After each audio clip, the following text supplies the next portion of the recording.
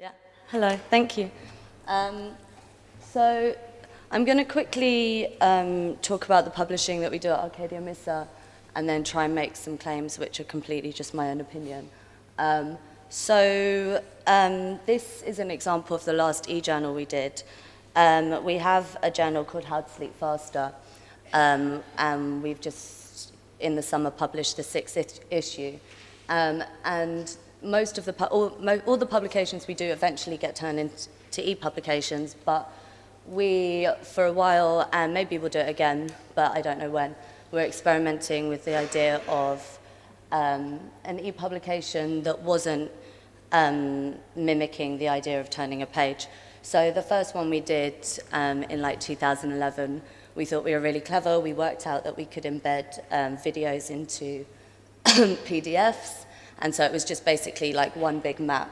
And so it was the idea of curating a digital space whereby the artwork, the videos, and the text would all be part of one thing that you could move around. And then the second one, we actually just did in Pages and inserted into an MOV file that was just almost like an infinite loop. And again, with that, it felt like you were moving around, but you were actually just kind of moving slides, but it felt like you were actually moving around into different areas. And then we eventually, for this last one, settled on just standard website.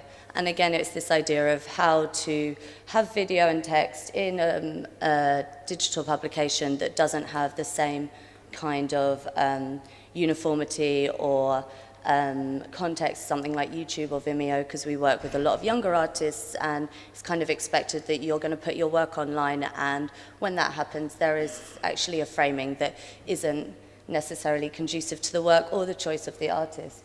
So that was kind of the idea behind these e-publications, but what we found is actually the print publications were better, basically. So that's an example of the print publication. And I'm just going to say quickly why I think that print has prevailed for us. I think it would be interesting to hear the next speaker, because I guess your audience is so much bigger than ours. But because our audience is so small, it was actually the print publications which became something that was more successful in that, you know, it came to define more what we were about. It built a sense of community. And it kind of really started to identify a place of assembly. And what was also interesting for the artists is just kind of saying, right, this is the space, here is the space of the book. And having something that isn't an exhibition that gets taken down and is something that is fixed was exciting for artists, but also exciting for us because it meant that we get to work with more people. And so I think technology has contributed to, so here's just some screenshots from the last publication. So technology's obviously contributed to the fact that our printed publications have prevailed over the digital ones.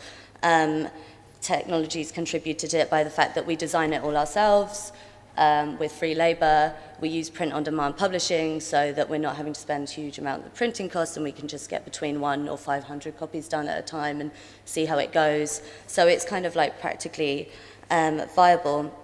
I think that also, though, the reason why the print publications proved more popular for our audience was that at the same time there is kind of almost a resurgence of zine culture.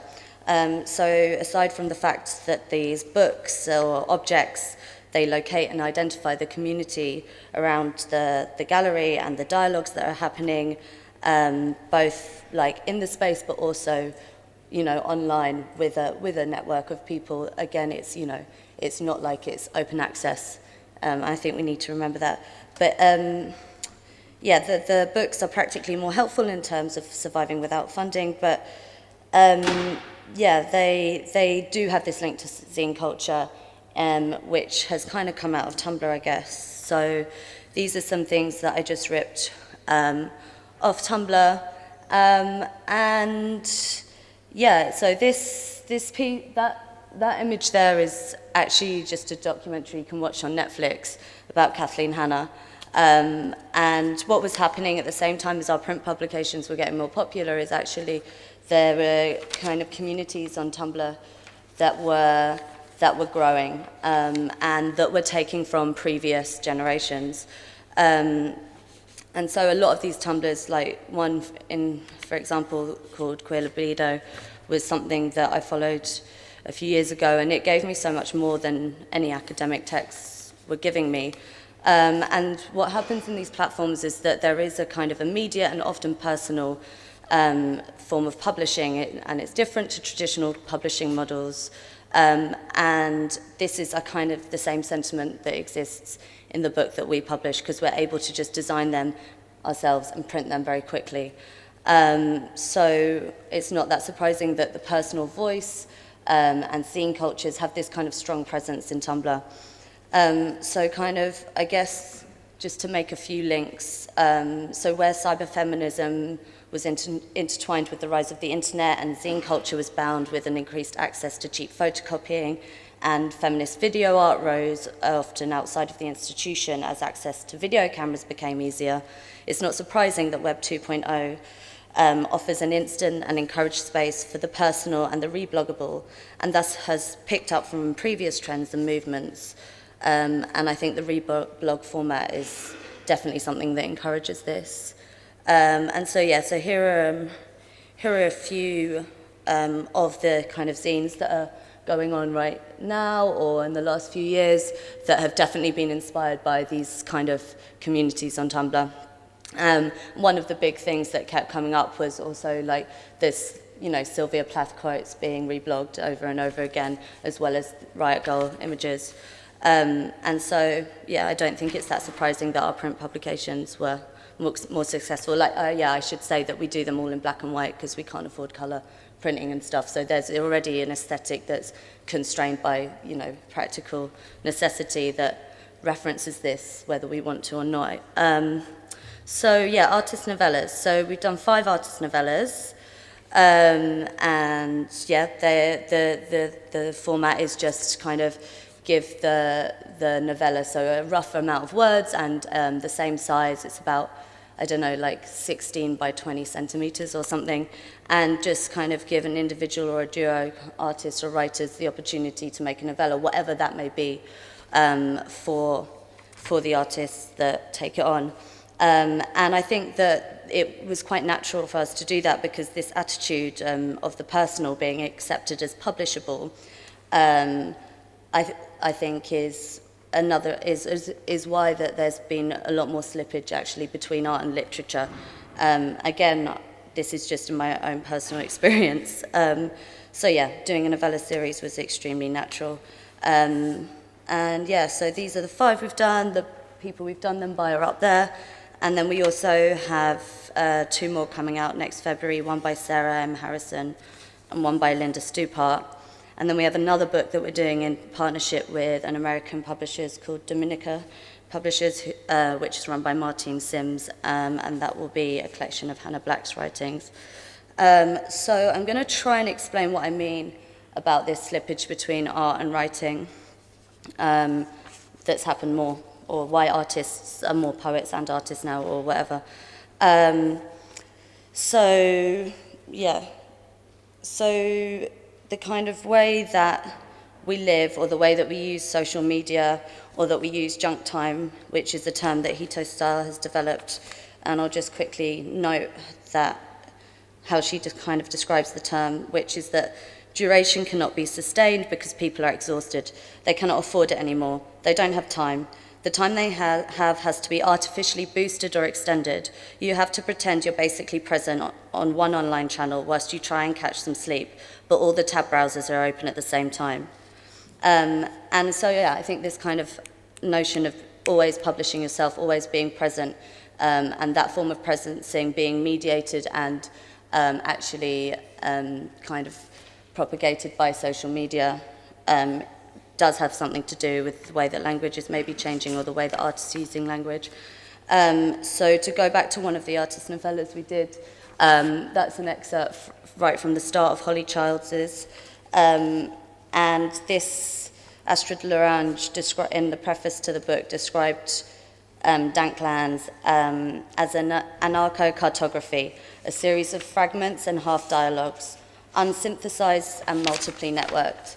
It is an index of labour, ambient, expansive, affective, that converges in and as a book. If it's a record of the labour of writing, then it's also a record of the material that writing's labour transforms. Conversations and social encounters, intimacies, public spaces, snacks, video streams, jet lag, weather formations, hair dye, soft docs, latex. So, end quotes. So not only does Holly's writing take the fragmented form of the immediate self-publishing and reflection, it also mixes in references and languages which are inherent to a mode of communication, which is digital and coded within certain communities online. And I would say what's particularly interesting for me about Danklands is that it both responds to alt-lit, which I guess, I don't know, Harry, you could correct me, but I guess some of the people that Harry mentioned you would call alt-lit.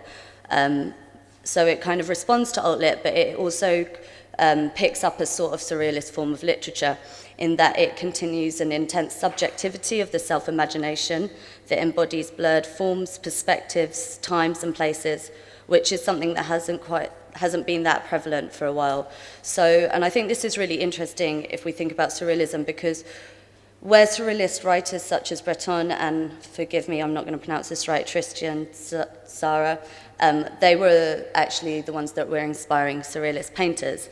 And so after this moment, in some ways, art developed quicker than literature.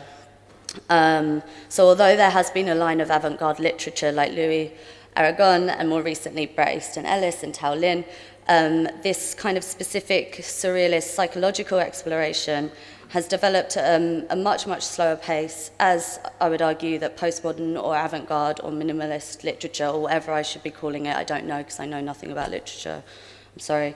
But literature has developed at a much slower pace because, to put it quite basically, literature moves slower than art or music, and I reckon it's because it just takes longer to consume, takes longer to read a book, you know.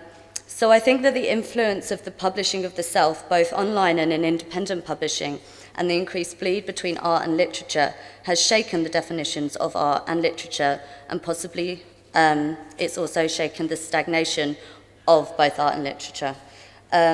So maybe I just missed some slides. No, so I just wanted to put this up because, I mean, obviously we are co-publishing a book with Hannah Black, so it is a bit promotion, but Hannah Black is actually, in my opinion, the best artist writer of my generation who uses the first person and uses the first person well. And so I'm kind of almost finished, and I know in your introduction you were saying that kind of this third series is much more about a kind of positive take on kind of what happens, but I'm afraid that my ending is a bit negative. So I want to end on some negative points, and I'm just going to list them. And I think it's also funny because one of my negative points is interesting in terms of what Katja said, because, you know, you referenced a platform where people actually do make money out of it, but you'll see what I mean. So, yes, so the list. So the first negative point is that the idea of another voice, a voice that does not replicate the language of white capitalist patriarchy, while I've witnessed online, while I've witnessed online that spaces do provide the space for this other voice, we must also be mindful that an other voice, whilst giving space for the individual, should also be open to the fact that the individual voice is one of pluralities. So obviously people like Sisu have talked about this before.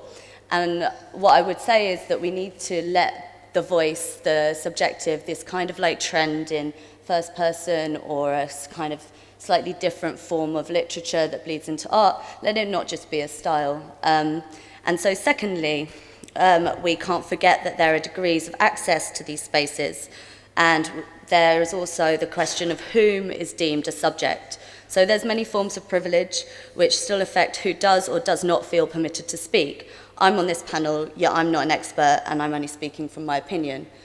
Actually, many people are not given that space. So yes, the subjective is important, but not the individual, in the sense of whose experiences may be flattened or shadowed in the process, creating just another dominant monoculture.